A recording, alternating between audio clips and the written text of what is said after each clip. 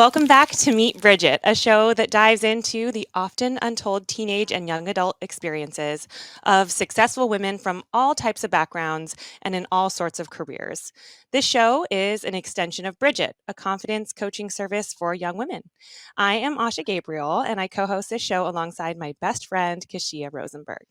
Today, I am honored to welcome the queen of Beverly Hills real estate herself, Rayni Romito Williams. Rayni has specialized in high end real estate, and she's established a remarkable real estate track record with more than 12.5 billion in total career sales, alongside her partner and husband, Brandon Williams. Yes, I said billion. Her clients include Jennifer Lopez, Angelina Jolie, and Dr. Dre, just to name a few. Rayni has been nationally and locally recognized for her impressive work and has earned notable accolades, including the Wall Street Journal's Top Producing Agents, Variety's Real Estate Elite, the Hollywood Reporter's Top Real Estate Agents, and the Los Angeles Business Journal's 500 Influential People in Los Angeles. Additionally, she has provided real estate expert commentary for various top tier national news outlets, including the Wall Street Journal, LA Times, Forbes, CNN, Business Insider, Bloomberg TV, Fox Business, The Hollywood Reporter, Variety, and more. Previously holding careers in journalism and the lending business, Rayni's in-depth knowledge of market trends and luxury inventory, paired with her energetic and confident disposition, has made her one of the nation's top producing female agents. A philanthropist, ambassador, and mother, Rayni is recognized and vastly respected amongst both her clients and peers. She's viewed as an honest professional that gives her full devotion and loyalty into everything she pursues. Rayni and I met in a real estate context. We were working together on a different program that I'm hosting, and I immediately took to Rayni's just warm energy, her confidence, but also her smarts. She is sharp as a tack and also so willing to share her knowledge, her expertise. She's just one of those people that you want to talk to. So, Rayni, welcome to Meet Bridget. Thank you so much for taking the time to be here with us today. Thank you, Asha. Thanks for having me. So, we love to right off the bat get into your early days, your childhood, where you grew up, what you were like as early as you can remember, re- different personality traits, things that kind of set you apart. Tell us a little Mhm. bit about that. Yeah, I love that you asked that because I feel like there's so much talk and openness and forums, but nobody really delves into that. So that's awesome. So I will start by telling you what in my early years what it was like. I grew up in a really big Italian family. My both of my parents are Italian, so I'm full-blooded Italian. My grandparents were immigrants, and my mother was one of 8 children. And so her family was really big and fun, and all of my aunts and uncles were kind of like extended parents. And I had, over 30 cousins and just a lot of love and a lot of fun. My father's side was a bit smaller, and he was just one of three, and they were all boys. And his family was also, being from Italy, but they were very proper and formal and very highly educated. And not that, my mother's wasn't, but my mother's was not formal. It was a lot of fun and love and baseball games in the yard and Sunday dinners that lasted the entire day. And just a part of me that my mother's side that I could never s- say was not really truly who made me who I am. My Hmm. father's side, and I differentiate the two because when I was 3 years old, my parents divorced, and my mother's family was all from Pittsburgh, Pennsylvania, and that's really where I spent the majority of my time. Although there was some traveling involved and things like that that we'll get to, but I really grew up there, and it was very sort of blue collar, very hardworking, and amazing people from Pittsburgh, Pennsylvania. Some of the best people I've ever met, and even still, when I meet people that say they're from Pittsburgh, you just kind of know. You're just like, Yeah. yeah, those are good people. And so, that I learned early on just sort of this dual personality that kind of that started. establishing my personality because, sometimes I would be with my father, and that family, again, was, we had to get dressed up to come down to dinner. We had to eat a certain way. We had our, linen napkins, and then and that was sort of a part-time living. And I noticed right early on the difference in, I would say, social and economic vastness, Mhm. and the respect that sort of, my paternal side had, and different things that I realized that affluence could afford you. Mhm. And with my maternal side, what was super cool was that my grandfather was uneducated, maybe a middle school education. And he, from his Italian village or wherever in Parma, Italy, he learned to become a bricklayer. And when they came to America, that was his only trade. And and baseball. He played baseball, but never, professionally or anything. So he became a developer from his, like, simple trade, because what ended up happening is they had so many children. He built this massive home for the 8 children to live in, and he was able to do that cost effectively because that's what he did. And then some of my uncles became, worked for the company, for the family business. When all of those 8 children moved out, my grandmother, who I'll go segue into because she really made, this is my maternal grandmother, really made her mark on me, took this large home, and she became the entrepreneur. Mhm. She became the owner of a convalescence home, but not just any convalescence home. She took all of these rooms and she rented them out to only women, starting out just to women. And so the word around town was that this Italian woman who cooks homemade meals and does everything takes care of women that would are going into, old folks homes. So that's what she did, and she was renting out all these 8 plus rooms, even more, took the basement of the large home and built an apartment, and she and my grandfather lived under there. And then that way she didn't have to have nurses and staff on for the night shift, because Mhm. she had sort of like, what we would think of as baby monitors, because she was there. She was under in her apartment, and there was a staircase up, and then there was the main level with the kitchen. There were several bedrooms on the main level, and then she had a staircase that went up that put a chair glide on, and there were multiple bedrooms up there. And she started killing it. And she later in life, died a multimillionaire. It was truly the American dream. And when she took over, and I saw that shift in power from a housewife with 8 children who was probably at many times in her life losing her mind, to that, and the Yeah. the hard, and seeing how resilient she was, between her and my mother, who was essentially a single mom for many, many years, after she and my father split when I was 3. Even though I got a taste of the affluence and the thing from my father's life, I saw these women that made a mark in the world, and that sort of molded me. I love that story. I mean, you painted it in such a beautiful picture. I can just imagine your grandmother's resourcefulness. And, we've talked before, and immediately one of the words that came to mind hearing your story was that you and your husband, you are both so resourceful. Any Thank you. situation you're able to turn around and turn into something. So what a great just impact on your younger years. Did you have siblings growing up? Yeah, so I have a brother, and he's 3 years older than me. His name is Rad, and my name is Rainey, obviously, and people were like, as Italians, we all have similar names, like, Maria and Anthony and Mario, and, I have all my family names, and my mom veered away from that.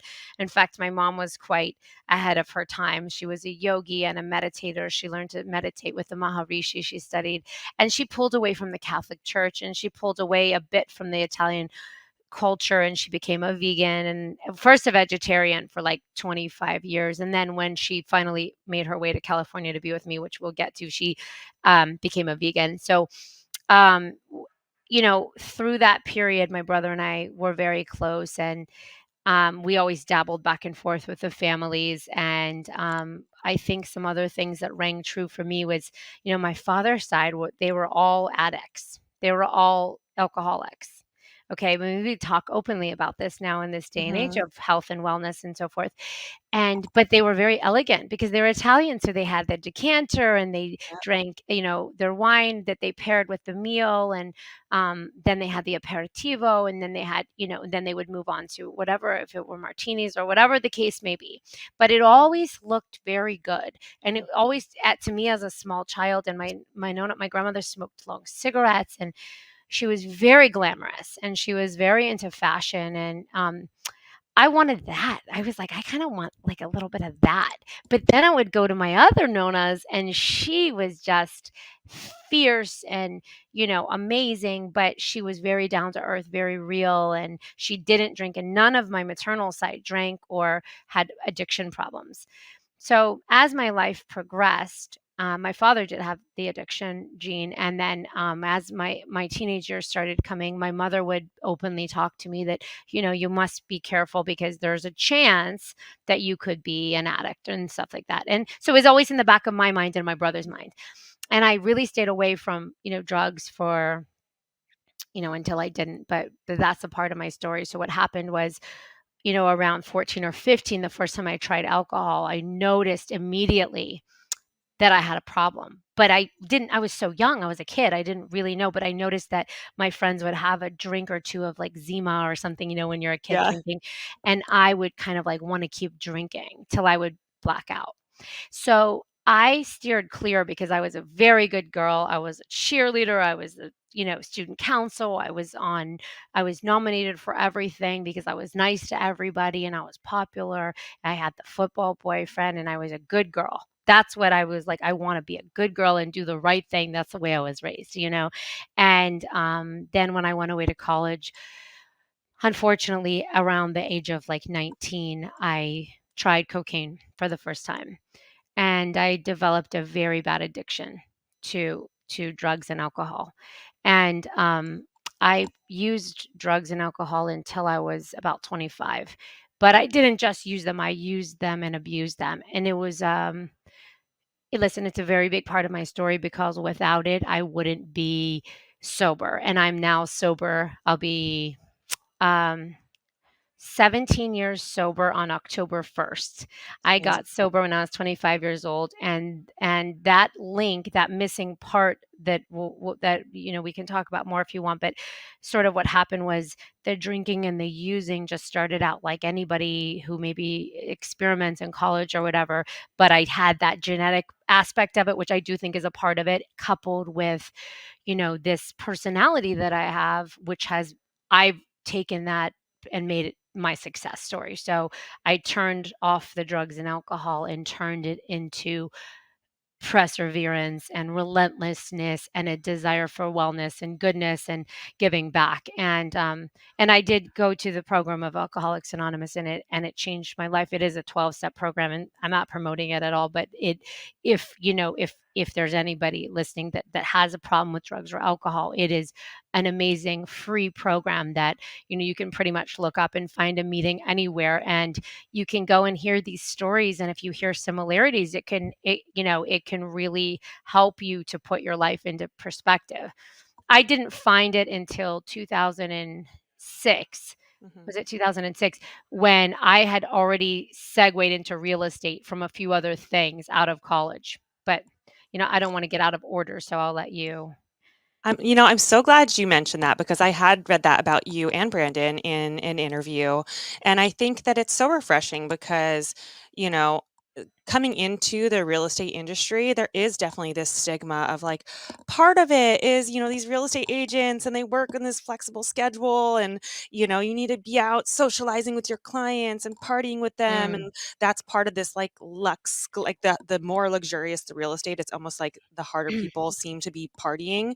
yeah. And I mean, I can definitely relate to you in that like growing up, I was like very much aligned with that. Like good girl mentality. I'm like, I just don't wanna be aligned with anything that throws me off my game or makes me Exactly. feel like I'm out of control. Like, I'm hands down, definitely a control freak, like, and you can find Exactly. ways to, like, angle that into, things that serve you, or there are things that don't serve you, and that can have a different path. So I think it's so refreshing to share that especially at your level of incredible success, this becoming sober and embracing your journey and your path through addiction as part of your story. I think it's important for even our really young audience to hear, because many of the young women that we reach are at those critical stages where it's like, okay, you're going to probably at some point, Be depending on where you exposed live, to this, right, you can be exactly. exposed to it. And especially,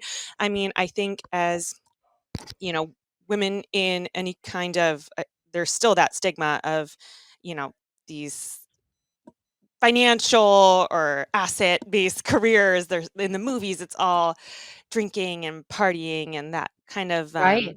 there is an allure to it, like you were describing, your paternal grandmother with her long cigarette and everything, and marketing to us, even as since the time we were young, has aligned some of those brands of alcohol and tobacco and all these things with this Sure. like glamorous lifestyle, which really those things aren't necessarily connected. Right. But I do know, from what I know about you and Brandon, is that, fashion is something that you connected over. It was one of the first things you realized, like, "Oh, we like a lot of the same things." Yes. So it does seem like you did take some of that glamour, and your interest in it, but applied Yeah. it to your life in different ways. Can you tell me a little bit about, like, going back to when you were really young, when did you first get interested in kind of fashion and that side of your life? I think I came out of the womb from my mother tells me wanting and desiring fashion and you know I my mother, I described her pretty well, like, as a yogi, and she's very educated. She has a, master's, and she was a speech therapist for 30 years in a hospital. She worked with autistic children and people that lost their speech and tracheotomies and so forth, but aside from her from that, she was pretty earthy, and yet she always cared very much about her appearance and dressed really well. And but she says for me, like sometimes she would just look at me and be like, I don't know where this kid came from, because I remember I must have been 12. I was in going into 6th grade, and I wanted a Fendi bag. I actually still have it. It was my first Fendi bag. And I remember, the way I was raised was with a lot of reinforcement, positive reinforcement, and a lot of yeses. And my mother cultivated this attitude of like, my job is to take care of you, give you the best education, the best food, and expose you to the best things. And if you want extras, I'm going to help you try to find your way to get that. And I've always worked. So I started working at a very young age.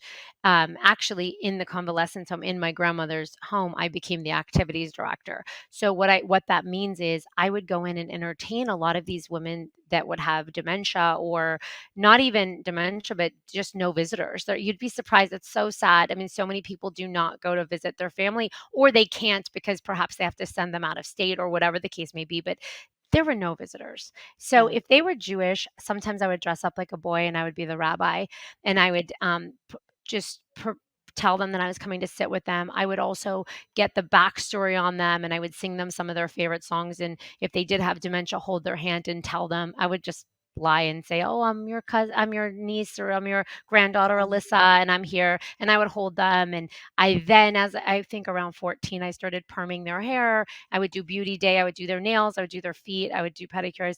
Um, I loved perming their hair because I would do the rollers and I would do the solution, and I would take the 2 little, like, it looks like a, like when you wrap tissue paper, and Yeah. I would roll them back, and then I would that was my favorite. I didn't love the pedicure so much because, it's rough when you get older, those feet, but Yeah. anyway, so that kind of, like, was my first job, and that I did that all the way until I went to college. I would interview them, I would tape record them. This is before iPhone. So I would just have like a little tape recorder because I wanted to be a journalist. That's what I went to school for. So I would interview them and do put these little things together and ask them about the wars that they lived through in different parts of history. And that was my first job. So if I worked, basically I could have anything I wanted because my family was very upper middle class, but I definitely had that blue collar hardworking mentality. But like I said, I got green lights all the time because my mom believed in raising children where if you give them endless yeses, and I'm not saying this is right and not necessarily how I'm raising my kids, but this is what her philosophy was: endless yeses, yeses all day long. You want that candy? Sure, have that candy. Listen to your body. Stop eating the candy when your body doesn't feel like it's, you know, responding well to it. You could get sick from it, but go for it. Have at it. And that was kind of how she was. So, Mhm. I fashioned the taking it back to the question of, when did fashion for me was always a thing. I never remember a time when from like I remember being 4 and 5 years old and I had a look. I wanted a jean skirt with a black top and black, sandals. They were the jelly sandals. I don't know if you remember Yes. them, but like I had to have really was a fan of black and I still am. And then as it progressed, I remember getting an award for the best dressed in my high school, and I worked in the clothing store, and fashion for me was an expression of myself, and then when I got into real estate, because I was so young when I got into real estate, I wanted to be taken seriously. I wanted to do the high end, and my clients I knew were going to be in their 40s, 50s, and 60s, and I was in my 20s, so I would wear any hand me downs I had from my fancy grandma like Chanel, and my first Kelly bag was from my grandmother. So I had these like pieces that I couldn't afford. They weren't sustainable for me, but I would pair them with things I would get at the thrift store. So the day that I met Brandon, I had been at my firm for maybe Brandon's my husband, 3 or 6 months, and I was in my cubicle. And that particular day, and he tells this story, that's why I reference it, is that I was wearing a vintage Valentino dress that I found at this thrift store in Los Angeles, and I love to go thrifting, and it was brocade and beautiful, and it was an umpire waist, and it was sort of like peplumed out, and I remember it as clear as day. It had a lot of greens and flexes of gold and like sort of earth tony greens and taupes, and it was very special, and I think for a 24 or 5-year-old LA girl. That's not what LA girls were wearing in Yeah. 2004. You know what I mean? That's when like Britney Spears and like the wife beater look with Yes, the low super jeans, low like jeans. yeah, exactly. So I mean, I definitely was like pushing 50 in my style, but I always was like that, as a and I remember I had a mentor actually from Alcoholics Anonymous. Her name was Alona. She was a fit model for Helmut Lang and not Helmut Lang, Helmut Newton, and all these like 50s designers. Oleg Cassini. Oleg Cassini used to make all the fashion for Jackie Kennedy, and Amazing. she was a sober woman who grew up in Venice, California, sort of like a latchkey kid. She was like a street kid, but she was beautiful. She was half Japanese, half something else. She was really tall. She had kind of like your look with light eyes. I mean, she was absolutely breathtaking. When I became friends with her, she was in her 60s. So she would tell me all these fabulous stories. And she would come over and work my closet with me and put outfits together. And Cool. I had a couple Chanel jackets that were my grandmother's, and they're heavy, like they're Chanel, they're like Yeah. tweed, and but now they're so chic, I think, with like a t-shirt and jeans. But I was just like rocking them in my 20s. And Alona said, you have to stop with the Chanel jackets. Like you have your whole life to wear Chanel, and it Yeah. is not now. I love it. And I would wear really, and I'm only 5'3", so I'm short. So I would wear long skirts, and she was like, "And these long skirts, you're too short for them." And now, I feel like because back then, really like the platform and things like that weren't as in fashion, so it wasn't that moment. But I would wear these long dresses anyway, and she was like, "No." And so I put all of that on the back burner. I never got rid of them. They're still in my closet, but it was moments like that and women like that that helped me to kind of delve deeper into my love of fashion and learning more about it and like studying the genres. Yeah.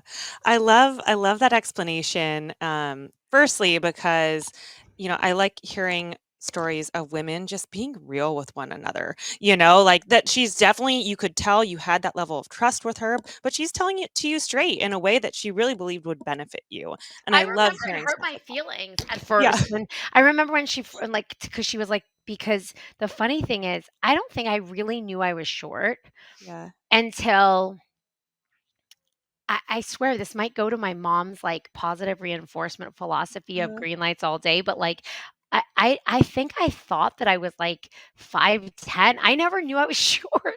So, like, until maybe Alona told me, "You're too short for these long skirts." I'm like, "What? I'm short?" I You love know? that. I think and it's such, to our company phrases a state of mind, and Mhm. did the play on words of a state, but it's all your state of mind, Yeah. if you believe, then you are. I love it, and that, like, everything is kinda relative, and I Yeah. I I love the fact that you didn't know you were shorter until much later because it's all by a comparison, I and your think maybe when I personality. moved to LA and there were, like, Yeah, all these models around and I was like, "Oh."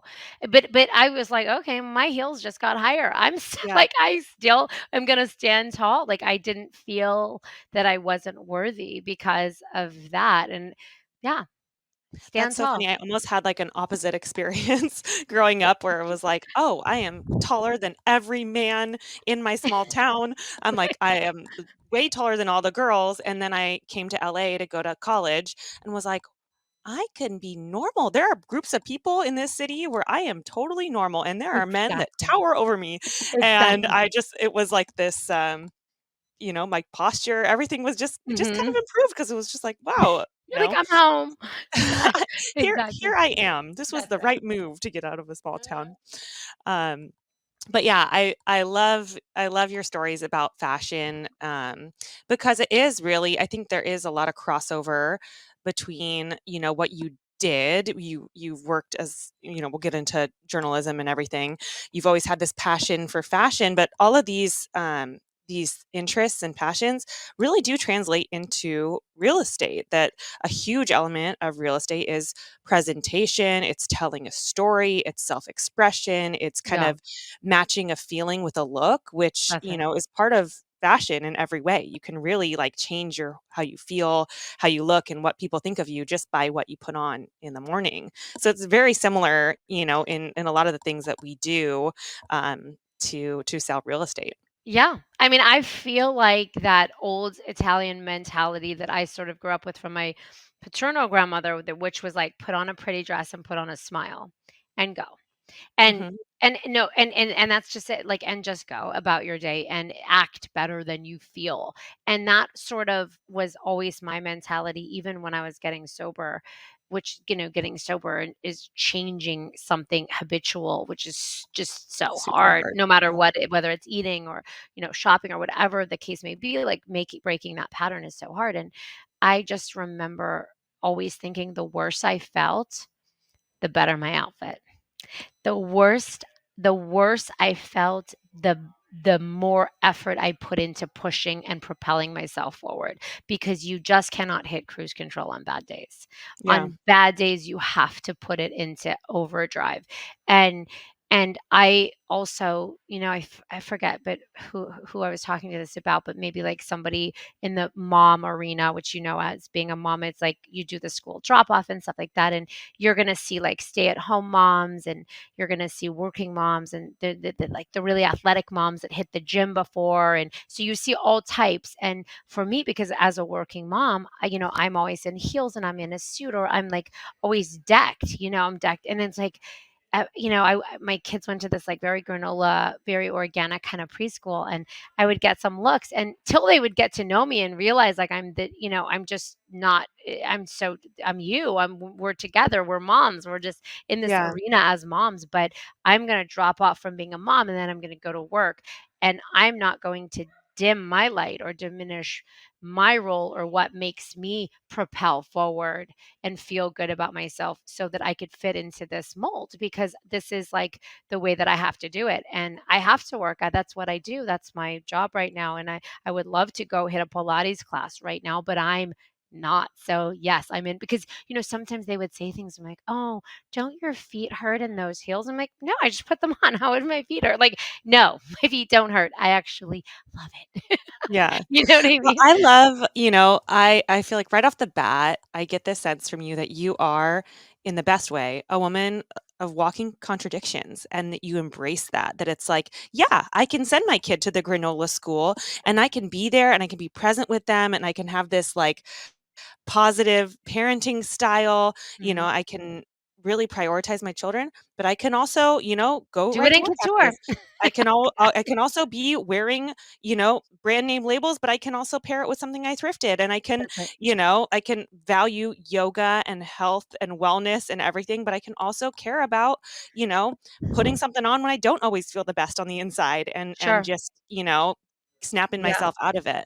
I think that, you know, as women, there's so many forces trying to get us to choose what are we going to be, and then it's like a one-dimensional thing. Like, are you going Yeah. to be a glamour girl, like cute and designer and everything, or are you going to be, like a budget girl, or are you going to be a Right. working mom, or are you going to be at home?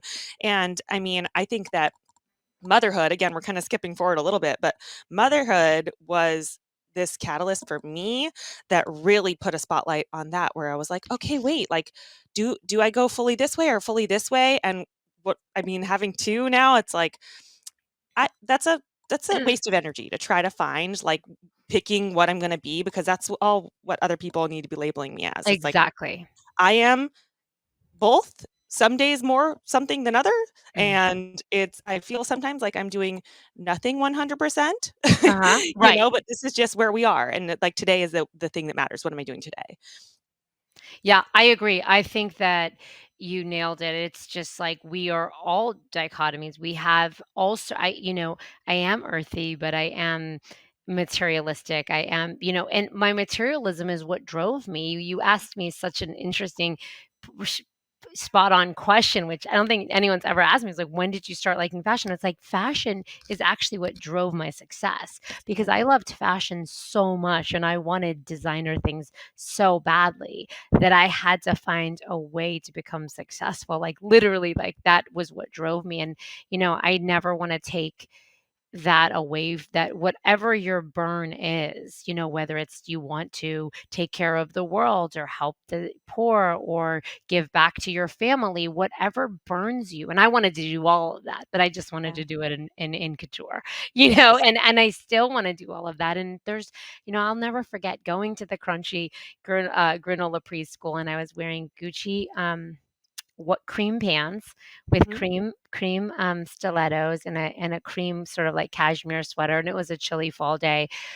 And all the parents that go there, everybody's somebody and doing something, but nobody really knows anything because they try to keep it. It's such a Yeah. beautiful school, and like everything that they do, the ethos of this school is amazing and that's why we love it. And you don't really know who you're like sitting next to. You just know that their daughter is Lila. It's one of those Yeah. and that's such an anonymous beauty. And so and I remember there's like these rocks and you sit around a dusty dirt circle and there's a banjo player who's the music teacher and his wife is this French amazing singer and they're in like their late 60s and they're incredible. And so the kids are sitting around and we're doing the morning circle and everyone's sort of like I see them, like, look at me and kinda like, like, Look she's at in you. Yeah. yeah, and I sat down in my cream slacks, my cream Gucci slacks, and sat right on the rock, like, by the way, I don't care about the slacks, I just happen to want to wear what I wanna wear and Yeah. look a certain way and present myself in an hour when I'm no longer playing, mommy drop off, so I did that, and I remember thinking that I felt very judged, I felt like a lot of eyes were on me, and it felt uncomfortable, but, it's about I find sales, life, marriage, motherhood, it's all about getting comfortable with the uncomfortable. Mm. And for me, sobriety was such a life lesson that taught me. so how to be okay being uncomfortable. And when you get comfortable with the uncomfortable, you can really just learn how to sit in your feelings. So whereas where I could have a glass of wine after a bad day and a lot in a, in a hard deal, or the kids wouldn't go to bed and now I got them to bed and now I'm going to have wine. Well, if I take wine or an edible or whatever, the thing is now that everybody likes to do, which I'm not judging. By the way, if I were normal, I would do all that kind of stuff, like in moderation. But I take that cushion out. And so now I've gotten good 17 years later at being comfortable with the uncomfortable, sitting in those hard feelings. And then after I sit with it, then I kind of chop it up and dice it up. And how did that make me feel? And why did that make me feel that way? And what did that affect? Was it my self esteem? Was it my idea of who I am? Was it my dream of what I thought I was creating? Why did that hit me that way? Then once I kind of like delve that up, then I make the call or make the conversation or set the confrontation. So what I mean by that is like that person or that thing that made me uncomfortable, after I've sat with it for, I usually, it doesn't have to be 24 hours, but usually a day, if not a minimum of a few hours, till I can categorize it. And if it's my ego, then I know that maybe there's not even a confrontation to be had, because maybe that's just my problem and I need to get over that ego. But if it's somebody that affected something and I could let them know how that made me feel, then I do. And this happened to me actually just like 2 days ago. And, it happens to all of us every day, Mhm. multiple times a day sometimes. But some a woman, a mother friend, said something to me that really struck a nerve. And I thought, my immediate comeback was going to be like something kind of snarky and witty. Yeah. And then I thought, let me pause because I'm agitated. Let me pause. And I picked up the phone instead of firing back with like text or like, oh, I can get one up her on this because like I'm witty too. And, I called her and I said, I just want to let you know that what you said hurt my feelings. And the reason they hurt my feelings is because it makes me realize that you think that of me. And that's not who I am. And why I care for you to know who I am is because this is a very big topic for me and something that I deeply believe in. And she was like, "Oh my God," you know? Yeah. And that, like, for me, that was like such a beautiful moment because it was also a moment for me to not carry a resentment. And then for me to also enlighten her a little bit on, let's not judge a book by its cover, or let's Yeah. not assume that somebody is a certain way just because society is a certain way. I think that's such a great story about, when you make a choice to be vulnerable, honest, and with good intentions, like, it's undeniable. People can't face down just, like, confident vulnerability. They can't face it down or strike it down. It is truth, and I think that's a really fun segue to journalism. So journalism has been a big part of your life, and I think I don't know if we do like word breakdowns as part of Bridget, where we're all about communication, studying Yeah. communication, um, and etymology is like the study of breaking down words and their original meanings. But I think the sources of like journalism break down to like the seeking of truth, and I know this was something that you studied. In your academics, and then that was one of your like first jobs after after working with the convalescent home. Can you tell us a little bit about your first job in journalism and what that's kind of meant to you to this day? Sure. So I went to Ohio State University, the Ohio State University, as they call it, and it was in the Midwest. It's in Columbus, Ohio, and it was this amazing college where I immediately knew I wanted to get into the journalism department, and I got an internship at NBC um, immediately. And well, not my freshman year, maybe my sophomore year, definitely my junior and senior year, and I loved it. So I would go to my classes, and then I would go to my internship, and I loved following around the journalists, the newscasters. And there was this one in particular. I'm pretty sure her name was Mai. She was really beautiful. She was just like spicy and like bubbly, and I loved how she reported. And she was so good. Like she wouldn't even write it down. We would go to the scene and she would see what it was, and then she'd be like, "And 3, 2, 1." And then she'd go, and she would just go, and then she would do, like, 3 takes, and she was, like, besties with the videographer, and we would go and the way I would get there I would be at, like, sitting there, like, doing my little intern, and then I would see her get up to go, and I'd be like, "Mike, can I come with you?" And she'd be like, "Sure." So, anyway, so she would do, like, 2 or 3 takes, and then she would say to her videographer, "Any one of those will do." And it was so epic because I love that. her confidence, she just exuded confidence, and I would look at her coming from this, I just made this up during while we were talking, but this green light mentality of being raised from my mother, right? And I was like, "What is she doing in Columbus, Ohio? She belongs in Hollywood." That's what I would think in my head. I'm like, "Why is she here?" So I go through my internship, and this is like my first journalism job. That's why I'm answering it with this. But then so and then I would follow a few other reporters, and some of them weren't as nice. Mine was really nice. And so one day, the videographer and I kind of, had been around each other for a while. And I was like, "When they take a break, will you shoot me? Can I try?" And he Yes. goes, "Yeah." So basically, I took whatever the journal reporter said and I kind of just like, ad libbed and made it my own. And I slowly started to string together a resume, a reel.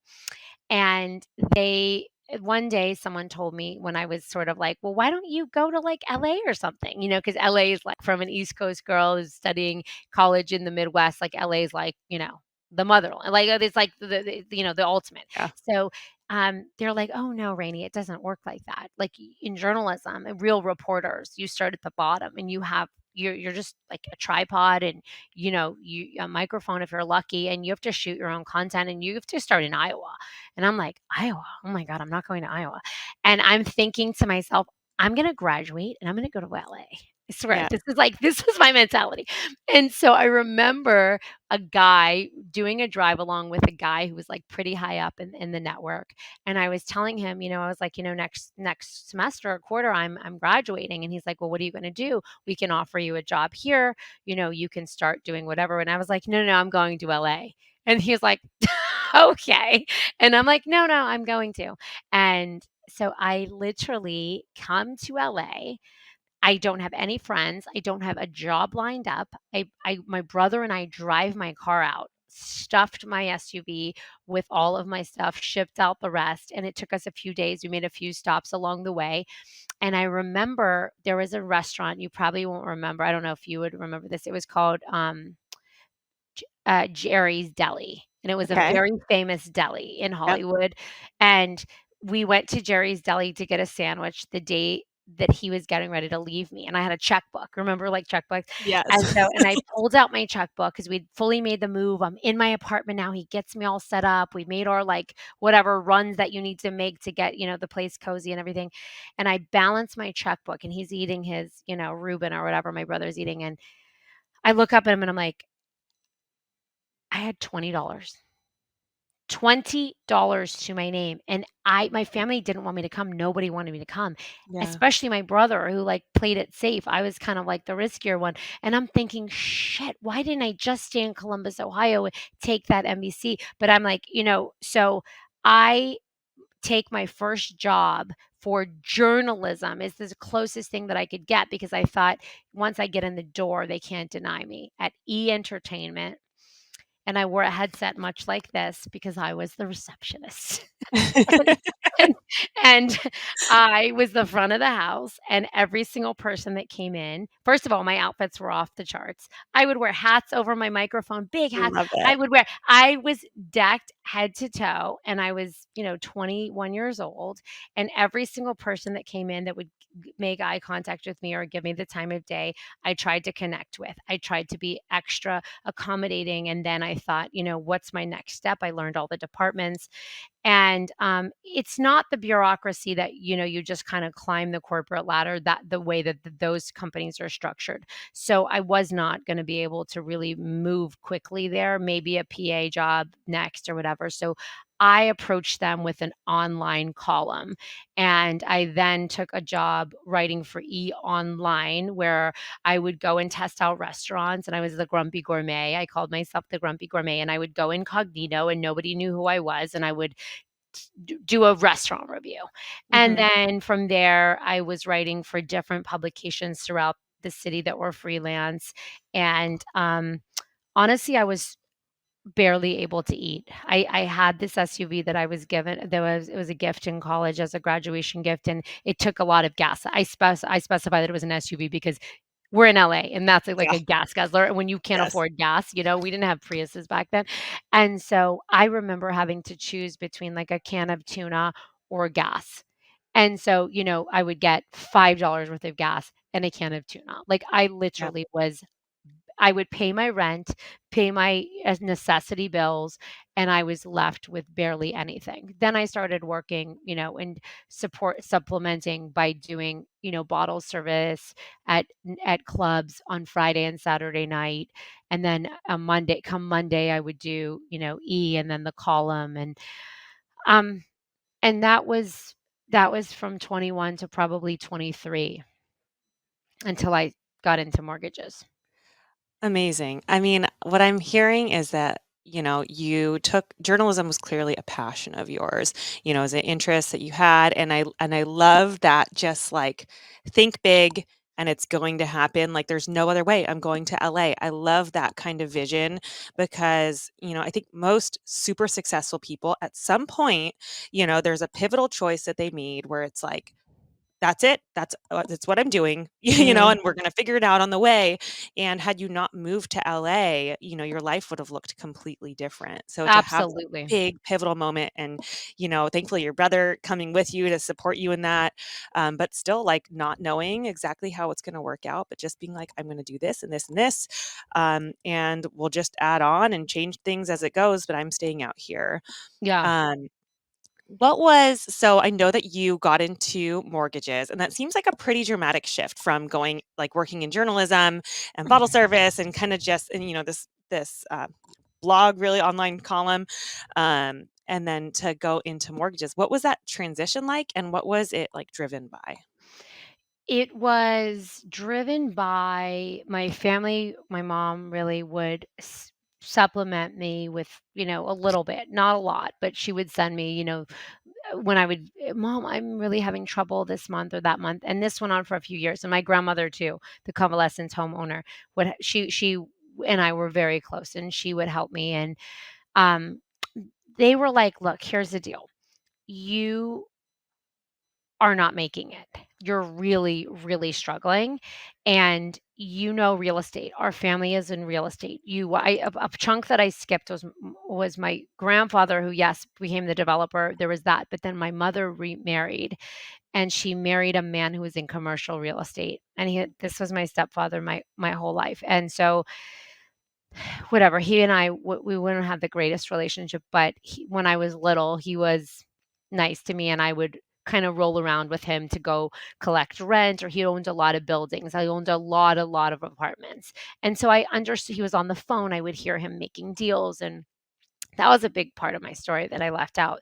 But anyway, so the point of that is that I knew real estate, and my family, my grandmother and my mom were like, why don't you get into real estate? Because this moment of us helping you is coming to an end. And I, at that time, was pretty also deeply um, into drugs and alcohol.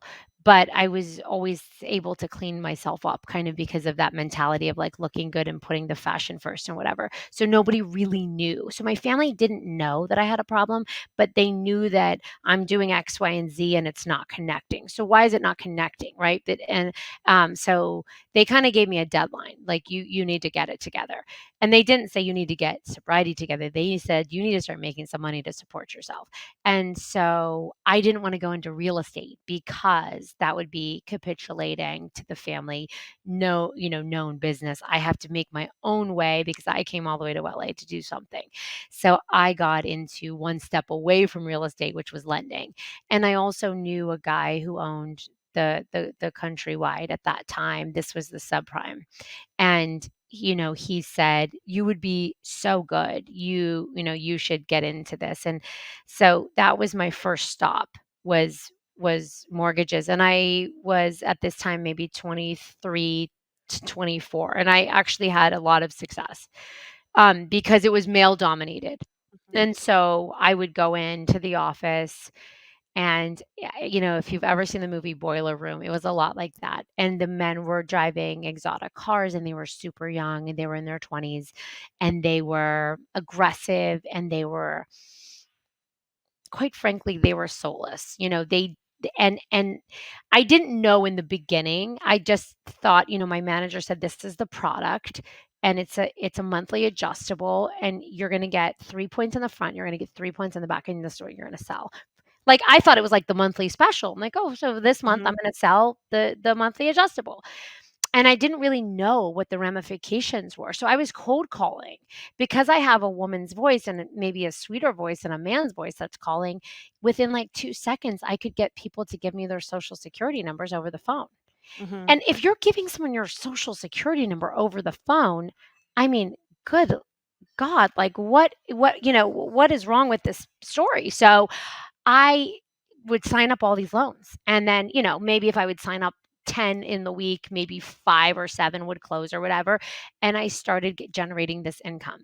And then one day I said to my manager, So what happens if like the rate keeps going up and going up? Like what's going to happen to, say, Mrs. Smith, because she's on a fixed income?"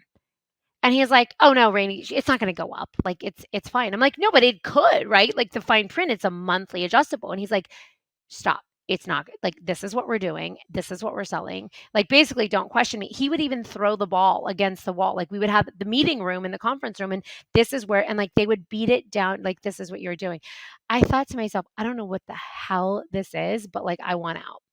And Yeah. I remember doing a handful of the loans. I even originated a bunch of loans, some that weren't as harmful as others. Sometimes they wouldn't be like this monthly adjustable. But my last loan was a woman that gave me her social security over the phone. She told me all about her life. I ended up talking to her on the phone, and my love of elderlies now. Yeah. And I went home and I was like, "That does not seem right. Like, what if something happens and I'm telling her to pull out all this money and remodel her house? What the hell does she need to do that for? Like, take a vacation? This sounds crazy." I called her back because I couldn't cancel loans. And I said, "Mrs. Smith," I was like, "Listen, you need to call and you need to cancel. I want you to call the office and I want you to cancel your loan. You have to do it tomorrow." She's like, "No, no, no, but I'm going to go to Aruba." I'm like, "Forget about Aruba for right now. Cancel this loan. It's very dangerous. If you were my grandmother, I'd want you to cancel." And I hung up and I went out and I gave my notice. And I think I waited because I was nervous they weren't going to pay. I wanted to get paid out on the loans that I had. And I think I got my last loan. I didn't originate anymore, and I had my real. And I started studying for my real estate license in tandem to doing these loans. And because what happened was, in the middle of that, a girlfriend that I went to college with lived in Miami, and she was in real estate, and she came to LA to visit, and she was just really living the high life from real estate because she was a young girl that made this wonderful living, and she loved it, and it was fun, and she got to get dressed up, and it was glamorous, and she got to interact with people, but more than that, she got to help people. And that was the missing ingredient from mortgages. And I'm not saying that all lenders are like this, and that subprime was a really Yeah. terrible time, and things have regulated since then. So things are better, and I'm not, again, not judging mortgage brokers. I work with a ton of them, and I think there's some really talented people out there that know the products and how to get you what you need. But it was just circumstantial that I was mixed up in this world of subprime. So I segue into real estate from there. Amazing. I mean, and to kind of have it sounds like, I mean, you look at your success today and this kind of winding path that I love breaking down these stories because a lot of times, especially young women, they see the success of today and they're like, that is so far from me. But then when you kind of see the winding path and it's like, okay, well, this didn't work out. So then I end up here. And then it's like, wow, this place where you've ended is like where you've had the greatest success. And you probably couldn't have anticipated that, even a month before you left and then Yeah. pivoted. I I love think that. I think that that voice in our head, that question, it's like a meme, it always pops up like in Instagram and stuff. It'll be like, what would you tell your younger self? Crazy story because I'm not, the most confident or, I have my bad days and all of this stuff like we all do. But my voice in my head, which probably came from my dear mother, was like, "Yeah, you're gonna make it." I didn't know how I was gonna make it, but I knew I was gonna make it. It's so strange, but I swear I use this with my children. Like, I want to instill that same voice because the way that we speak to our kids, I believe, is the voice that they'll eternally hear. And so, I was just always told that, that I can do it. "Yes, you can do that." "Okay, yes." "I don't know how, Rainey. We'll figure it out. Let's go." And that was sort of like my mom and I like way of our bond was just like it was just she and I against the world. We're like, we're gonna do this. And I would take her like on crazy journeys and I would be like, Mom, we're doing and she'd be like, okay, like let's try. And so I really think that my younger self really believed it, just like I believed I was tall, just like I believed I had a shot to go to the biggest market as a journalist, which of course it didn't work out, but it brought me here. Love that. I love that. So, another big component of your success, obviously, is that you and Brandon work as a team. You are married, but you also work side by side. And, and stories about how you met, you were Mhm. initially, you're like, okay, we like a lot of the same things, fashion being one of them. Yeah. But you also, and especially I got the sense after having talked with both of you have very different and complementary skills and personalities. Can you Mhm. tell us a little bit about, from the time that you two met and were working together and then through like your relationship and as it's progressed, can you tell us a little bit about that relationship and why you think it's been successful? Yeah, sure. So I was sitting in my cubicle in that little Valentino dress that I told you about, the vintage one, and he came up to me and said he loved fashion. He went to FITM for fashion, and he was an actor. He kind of fell into acting because he grew up in LA and he was, a good-looking, interesting, and he was a real character. So he kept getting. He had a casting director approached him, and one job led to another. But he studied fashion, so he came up to me and he's like, "I like her dress." And at that time, I actually had a listing, and I got a listing by being tenacious, and I would park my car at the bottom of Truesdale, which is that neighborhood where I live, which is in that Beverly Hills. It's the hills of Beverly Hills, and I couldn't afford a gym membership, so I would park my car at the bottom and walk up this, great workout for the Oh, legs yeah. and everything. And while I would do that, I would door knock or I would hit the construction sites, and I would usually do this on Fridays because the construction sites are closed down on the weekends, and then I would do it on the weekends where I would just, sometimes if I somebody come out, I would talk to them and, just kind of started my career there. And I ended up getting a listing. So I had this listing, it was like a $5 million listing.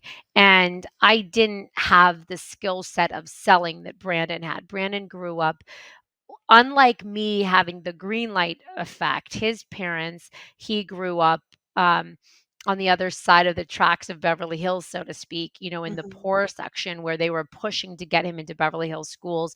And he also, if he wanted a skateboard or extras, he had to work. But his form of work was working with his father, who sold cowhides and sheepskin on the sides of La Cienega and the sides of the road. They were called Hollywood Love Rugs. Yeah. His father was a gorgeous out of work actor who came here from Miami to be an actor. And whatever, this ends up being part of his story that he ends up doing this sales job, and little Brandon would go to work. So Brandon would come over to my cubicle after we, broke the ice with "I like your dress," and he threw a few jokes out. I had a picture of my mom in my cubicle. He said, "Oh, I see the apple doesn't fall far from the tree." And he proceeded to tell me he was gay, which I believed. I told the girls in the office, I was like, Brandon Williams, the gay one, he's so cute. And they're like, "Brandon Williams is not gay."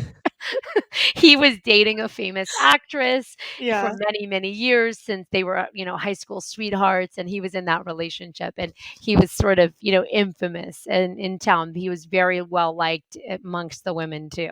And so they were like, he's not gay. And I'm like, oh, okay. And so he was trying to disarm me. Anyway, the bottom line is he said I'd be on the phone and he would come over and he'd be like, size them up.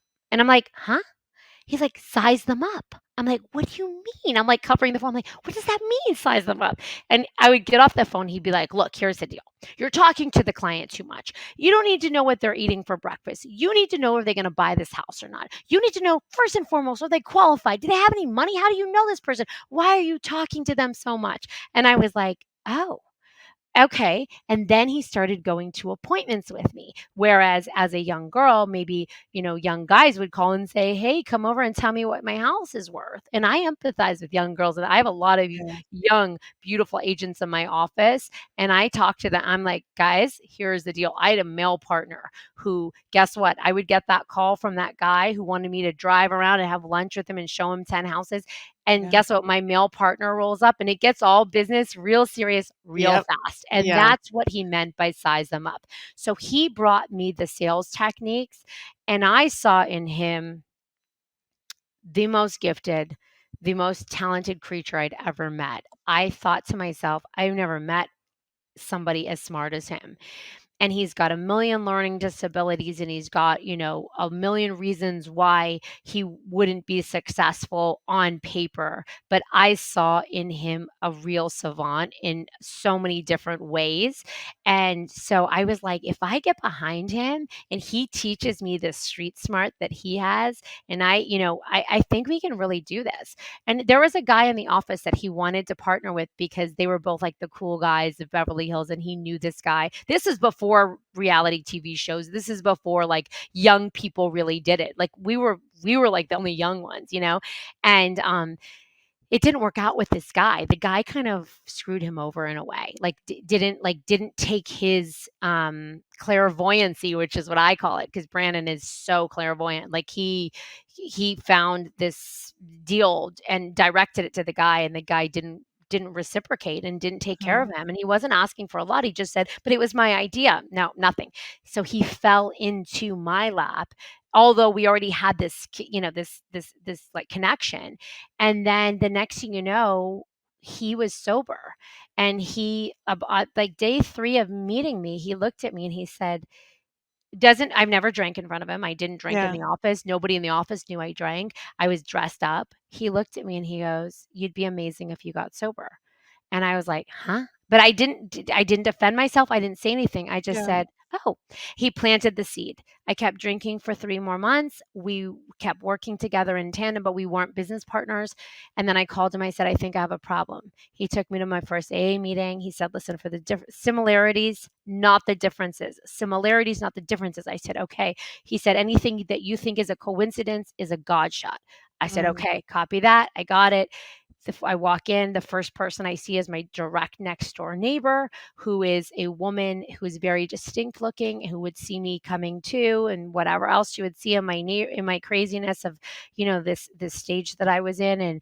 And she looked at me and she said, "Honey, you're in the right place." And she hugged me, and she never ever said another word about anything else that she saw through my window. She just said, "You're in the right place."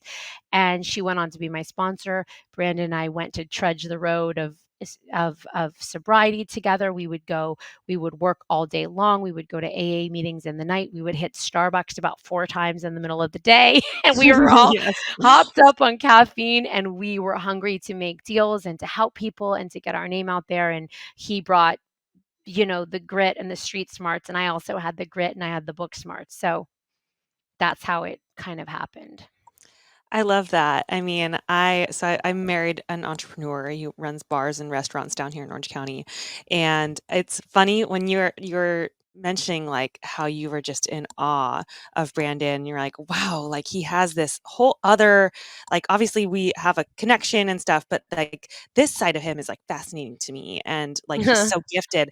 And it's funny because, like, my husband laughs. He's like, "Oh, I hated school. I sucked at, like, my grades were bad," but I see him and I'm like, "But, like, these entrepreneurial decisions that you make, like, about how did you know that that was gonna be, like, the right thing? And, like, Yeah. what about that investment didn't make sense? And, like, how like, what what was the key thing? And, I've had situations where, as a relatively new agent, I get really personally invested in pretty much everything that I do.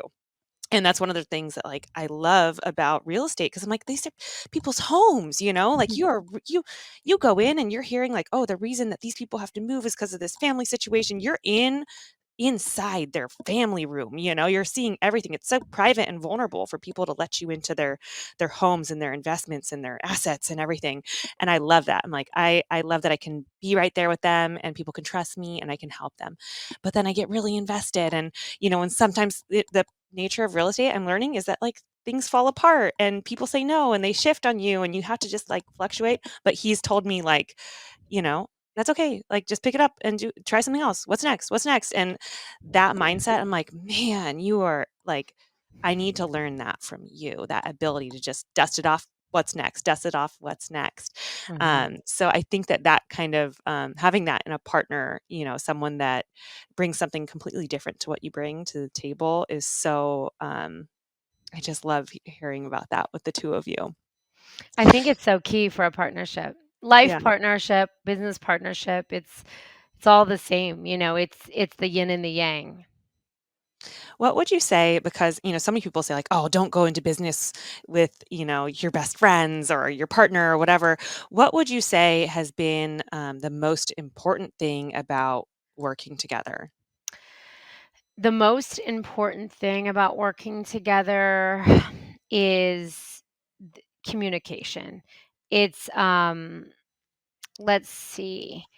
It's not for everyone. It's challenging. A bad day at the office is a bad day at home. It's just the way it is. There's no barriers, there's no boundaries. When we first started working together, we were business partners for 5 years before we became a couple. And when we segued into being a couple, we were already best friends and we had this amazing foundation and we knew everything about each other. But I was like, well, if we're going to segue in, we have to have some boundaries. If we're going to go to dinner, like we have to shut it off. We cannot talk about real estate. So we tried that for a couple of weeks and it was disastrous because we were both holding back things that we wanted to say and we weren't really being our true selves. And our true selves are, at our core, we're people pleasers that want to do right by others. And we've turned those things, which could be viewed as character defects, and we've turned them into changing the world. And it could sound so, silly to somebody that's like, "Oh, you're selling real estate, you're not changing the world."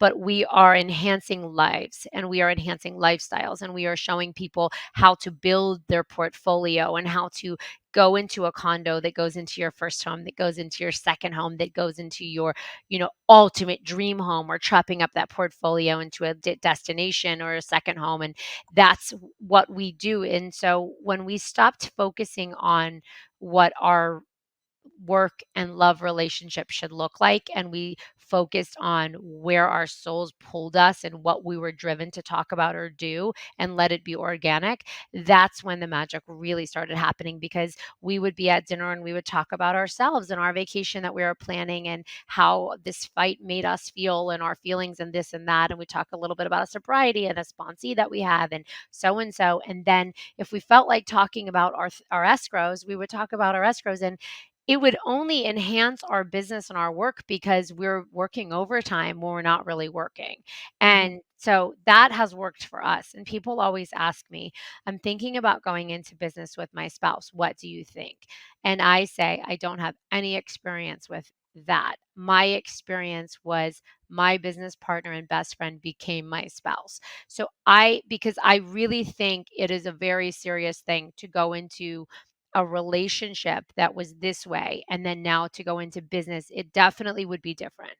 And I don't know any different, so I never try to advise people on going the opposite way. In fact, I think there's something beautiful about having segregated careers, but I also um think who better to do business with. For instance, the man who runs Williams and Williams, which is our division of the Beverly Hills Estates, which is, Brandon and Rayni Williams. We're Williams and Williams. That man was my best friend in college and like an older brother to me. And he's been our director of operations for almost 10 years.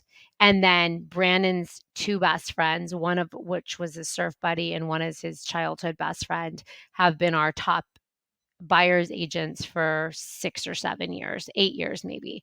So I absolutely love to work with the people that I love and are my friends because I think you have very clear boundaries, you have clear contracts. Clear contracts make great relationships, and everything is spelled out, and when you do that, then you just let people do what they do best. I love that, the second that you guys were like, "Let's just, like, allow ourselves to be free," and it's like, yeah, we have a lot of different arenas that we work together in, whether it's, Yeah. our marriage, our sobriety, our business, our interests, and let's just let it be more free flowing and keep the central thing that, like, we're in it together, we're helping each other be better, we're Yeah. respecting each other, and we're showing up for each other, and how that has worked for you. But I also love the advice that it's like, I can't give you advice on whether or not you should go into business with your husband, or on the other hand, that it's like whether you should turn a work relationship into a marriage. It's like that this was your situation, Mhm. and the things I that could made you see tick. turning a work relationship into a marriage easier than Yeah, I could see turning a marriage into a work relationship, and it is so hard that it's not something that is for everyone. And yeah, and I'm very romantic and I'm sentimental and all of that kind of stuff. And I know people that are like that. That if it would just absolutely break their heart and their spirit to have to turn that aspect of the love and the romance into such a mundane work environment, so it is not for the faint of heart. Really yeah. have to think it through. It's interesting because I think even with, like, friendships and partnerships, it can be similar. Like, Oh, yeah. my co-host, Kashia, who you'll meet, at some point, we'll have to connect, but, she was one of my sister's friends, and she reached out to me. She's like, "I see this Bridget thing that you're doing." She's like, "I know we're not super close, but can I help you with it? Can we work together on it?" Mhm. So when we started, we were just like I was like, "Cool, like, this friend of my sister, like, wants to help me," and we just started working together. And for a while, that's just all we were doing together. And through the process of like overcoming these obstacles in a work setting together, focused on this mission of Bridget, you know, we looked back and we're like, wow, we're not even like best friends. We're like sisters now. And Yeah. this relationship came out of like it started with us working together, and like it was almost like incidental that we became such close friends. Yeah. But I can't imagine, there are other things where I'm like, oh, could I start a business with a best friend? I'm like, I don't know. That involves some like really fundamental, yeah, like having to set those boundaries and everything rather than like seeing a love kind of come out of just And working really well you together. you also have to be like okay with letting go of the easy breezy, like your dinners, your journeys, whatever your excursions are no longer just for fun and for free. They're like now they're a little bit of like the fun and free joyous stuff, and then they're peppered in with the tensions and the stress of a business. And so I would say it is something that is not to be taken lightly. And I think also getting into business with somebody, you want to get into business with somebody the way you described your husband and you view your husband. The way I describe and view my husband is they have skill sets that I saw, and you saw in them that are different skill sets than I have. And I think that that is so important because in a partnership, the real partnerships that I see thriving are two people that bring vastly different things to the table. I love it. Such a piece of wisdom. Well, I feel like I could just pick your brain forever. You are so interesting and so down to earth. But I want to respect your time as I know you have a lot on your plate. We didn't even really get into like the motherhood stuff and how you've done all of this with children, um, which is, I feel like could be an entirely separate conversation. So maybe we think about that at some point. But we close out our interviews with like a fast five questions, and you just kind of say whatever comes to mind, elaborate Sure. however you want, and then I have a final question we can close out. So Great. So for our fast five, do you have a phrase that is most used as a parent? As a parent or Yeah, as as a parent um, to your kids. mm, yes, I would say, oh gosh, um, oh my gosh. Well, let's see. Oh God, like a real phrase. I know there. Anything that you're like, "Wow, I must say that like a million times a day." Okay, okay.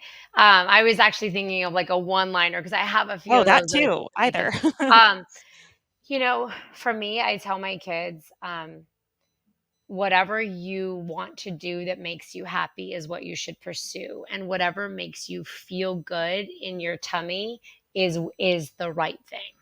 It's And such a gift.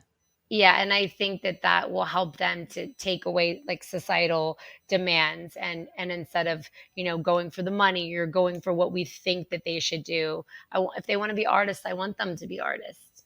I want them Yeah. to do whatever they want to do. I think that developing that sense of feedback, like internal feedback, when we're in a world of a bazillion external feedbacks and instant gratification is such a gift Yeah, to kids. I I love think that so idea. too. Number 2, what would be, if you had a piece of advice for a brand new agent or like the most important habit that you can establish as a salesperson, what would it be? Be obsessed or be average. Yes.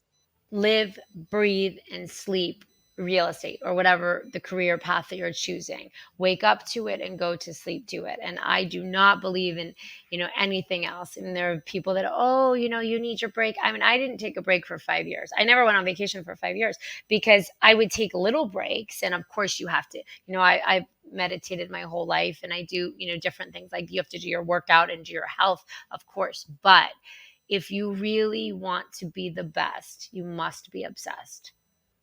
Love it. What do you, for number 3, what do you look for in people that you work with and for? For people that I work for and with, I look for kindness, empathy, and most of all, directness. I like direct conversation. I do not do well with passive aggressive. I don't do well with people that can't express their needs because of a whole plethora of things. But most importantly, I want my employees to be happy, and if they can't tell me what makes them happy, it's very hard to run a big business and be able to, read people's minds. And then for clients that I'm working for, I want their ultimate lifestyle desires and wish list. And then as an expert, I'm going to dice that up and come back with what is the expert opinion on what I think that should be, because sometimes buyers don't know, and sometimes sellers don't know, but it's our job to be able to read between the lines. But the only way you can really do that is if they're very direct and honest. But, number 4, what is your favorite like habit or self-care routine to get yourself feeling and looking good? I love meditation. I love meditation, and I practice Kundalini yoga How often are you doing that? every day. I love it. See, there's always time for things that you prioritize. I feel Mhm. like some people might think like, "She's so busy, there's no time to do like this and this," but like Yeah. Workout and breathing is so key. And this morning, I actually did a small meditation and I did my trainer. So I either do my trainer, which guys, I think weights are so important for the body too. me So, too. so I either think like weights, cardio, or the yoga, but I always incorporate meditation. And even for the meditation, like if you don't have time to do a full meditation, even small little ritualistic meditations, like the minute that I get out of bed, I put my feet on the ground, both feet on the ground, and I put my hands on my legs, and I just take 3 like this, in and out, and I set my mind and my intention for today will be a beautiful day. And then I get up and go pee. I love that. I'm gonna try it in the morning. It's so simple, and it's like So I simple feel and like so sometimes when easy. I've told myself a million times, like, I'll find myself meditating where I'm like, "Oh, cool, I could close my eyes, I have a couple of minutes, I can take a break here," but then you hear meditation, it can seem like such a big thing, like, "I'm going to be a meditator now," but it Right. can be as simple as It just like, can I'm just gonna it build it can into this routine that is already, what I'm doing. I exactly. have a routine whether I am acknowledging it or not. And it doesn't have to be 20 minutes. It can be 5 minutes, and it doesn't have to be cross-legged, and it doesn't have to be with the cracked window. It doesn't have to be an uncomfortable. It could be with your duvet up to here. It's whatever feels good and whatever can quiet your mind. And the more you practice, the better you'll get at it.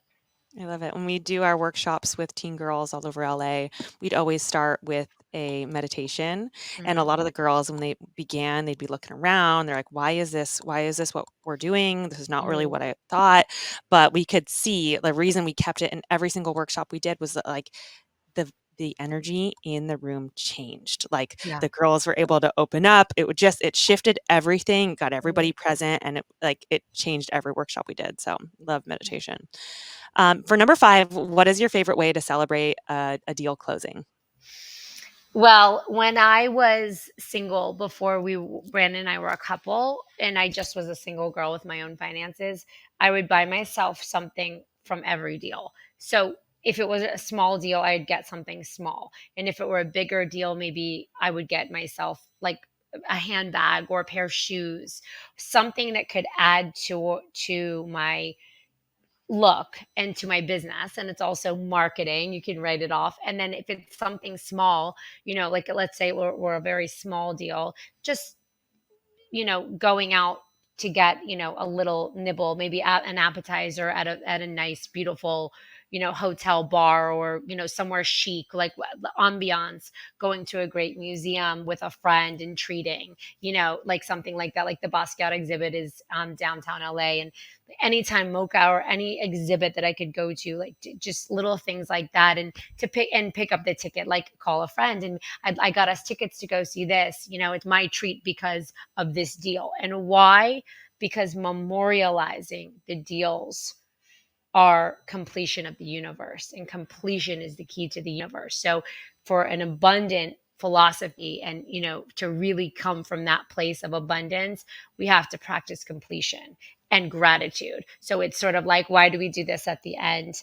Namaste. Why? Yeah. Because we're closing ceremony. And so just close ceremony, whether it's a little condo, close your ceremony. Whether it's a big deal, close your close your ceremony with Yeah. you know what I mean, with a big to do. And I have whatever I have, like little pieces from here or there. I remember the deals.